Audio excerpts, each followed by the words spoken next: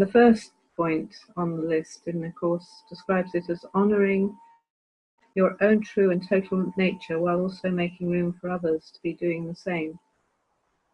And the second point was this one about seeing and being seen, hearing and being heard. So I picked up on it because in my own personal exploration, can you all hear me okay, by the way? Yeah, great. Good. I'll hold the mic. I've been exploring the whole topic of codependence, which is something quite powerful at this stage of my process. Seems to be really a healing exploration for me. And the notion of codependence comes from the idea of if we grow up in a dysfunctional family where there's perhaps alcoholism or mental health problems, or simply parents who were preoccupied with their own lives for some reason or another, we might simply not have been seen and not heard and not acknowledged. And growing up with that in a dysfunctional relationship might mean that we then create similar dysfunctional relationships in our adult life, and attract similar relationships into our lives. So Ross Rosenberg, who's written a lot on the topic, describes, names codependency self-love deficiency, which really is about us looking outside ourselves for validation so that we feel okay, and in an attempt to heal the original wounds of not being seen, not being heard. But it can also trap us, as I said, into dysfunctional relationships with others who then don't see and hear us. I've also been watching a lot of wonderful YouTube videos by someone called Lisa Romano, and she talks a lot about being invisible to ourselves. So if we grew up with people who didn't reflect ourselves back to us, then we might both be invisible to ourselves, not really feel our own feelings, but also conclude that we're not worthy of being seen somehow. So there's a whole sense of lack of self-worth. So, of course, once you pick on a topic, you see it everywhere. And I get a regular newsletter from someone called Richard Rohr, who's a Catholic mystic. And sure enough, the topic a couple of weeks ago was all about something very similar to this. It was actually mutuality, amazingly, from a Catholic priest.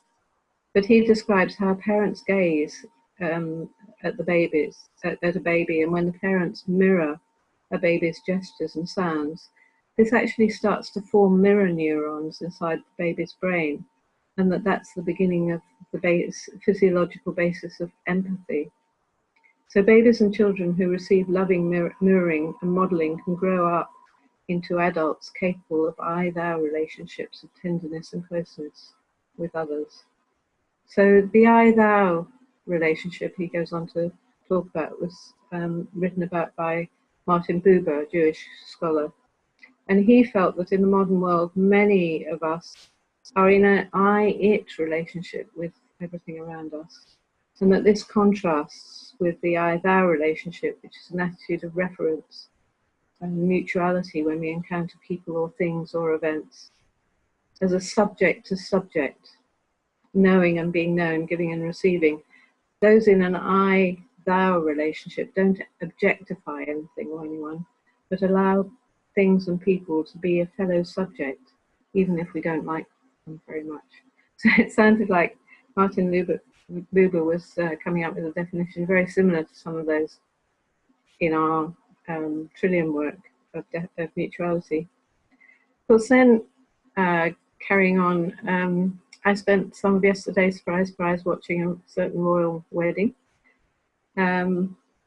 which was, there was a very amazing, I don't think it was called a sermon, but statement by, address, that's right, by Bishop Curry from the US Episcopal Church, which he called The Power of Love.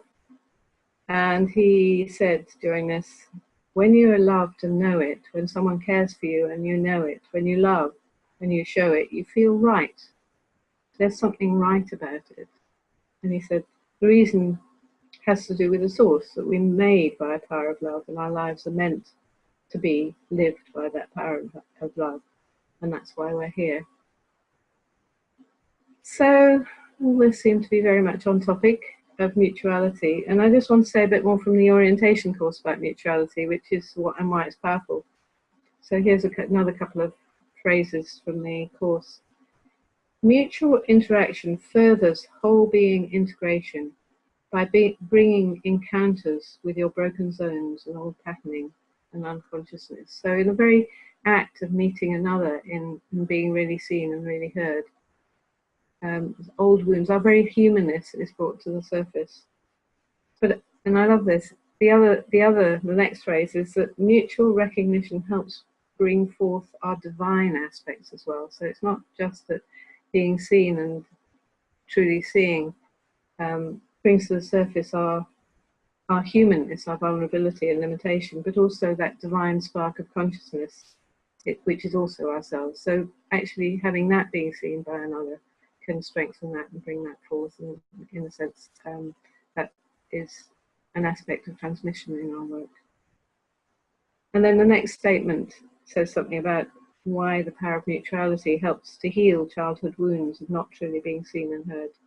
Wounds created in relationships are revealed and mostly healed and by relationships. So there's something profoundly healing as an adult to be truly seen and heard, and those childhood wounds come to the surface and have the opportunity to be healed in a relationship, either with a teacher, working with a teacher, or in a mutuality group. However, no one ever said that any of this was going to be easy. So I just wanted to say a couple of challenges that actually were very profound for me when I first got into this work. Firstly, actually, to truly being seen by another can be quite disquieting, particularly if you've grown up not being seen. The very act of someone truly seeing you can be quite painful because it evokes the old wounds and brings them to the surface. And another thing which I experienced personally for myself, it can threaten to cut through the kind of veil or cloak of invisibility that we put around ourselves growing up, so as to avoid criticism or being shamed if we did or said the wrong thing. So actually someone really seeing us, it's like, wow, can I hold this cloak of invisibility? Can I keep that intact? And of course then it begins to disintegrate. So that's the difficulty of being seen. The other side, of course, is of actually seeing and hearing others is a challenge for most of us, because for many reasons. But again, if our parents only really saw and rewarded us when we were being successful or shining at something at schoolwork, sports, artistic endeavors or whatever, then actually, consciously or unconsciously, we might be a bit reluctant to give that attention to other people. We might have envy or jealousy coming up if others are receiving the attention that we felt we didn't get. And we may cope with this by judging or disengaging or becoming bored or changing the subject if someone is saying something that threatens our sense of security. So learning to see and be seen and hearing and to be heard is something that does actually require some practice, or at least, if not practice, then at least allowing some of these obstacles to that to come to the surface and be explored and perhaps dissolved in the very process of them coming to our attention. Now actually there are a lot of lovely exercises as well as just being in mutuality with people which can help us explore this. And I was at a workshop on Friday which was kind of shamanic NLP combination of walking in nature and exploring, I suppose you could call it mindfulness in nature. It was a mixture of things, but we were invited during that time to really look and really listen. One of the exercises was listening to all the sounds around us. We were deep in the woods, as if it was a symphony playing. We could just take it all in at once, or looking with a soft focus so we could take the whole scene at once. And the other exercise, which was really delightful, was he invited us to walk around and actually reach out and touch leaves and plants and trees, and not just really fully experience that sense of touching, but also imagine or experience that whatever we were touching was actually experiencing our touch as well. So you've got that sort of mutuality of both experiencing our own touch and experiencing what that which we are touching experiencing us. So those are some of the experiences or exercises that I've been exploring recently. And what I wanted to do was share with you some Zen koans. It comes from Mondo Zen, which describes itself as based in Japanese and Chinese Zen, but updated for the 21st century. So a Zen koan is kind of jumping off point, really, for an inner inquiry. And the answer isn't available to the mind. You have to kind of go beyond the mind.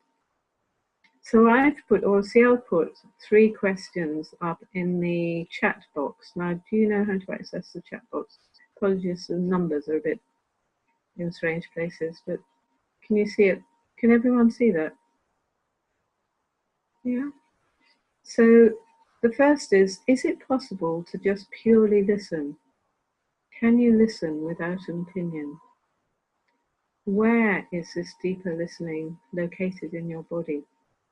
Who are you and who am I? Who are we within this deep, heartfelt listening? And you might want to, some of us are stronger on hearing and some of us stronger on seeing. We each have a sort of stronger mode. So it's quite possible to use all these phrases, substituting seeing for hearing. So is it possible to purely see? Can we see without an opinion?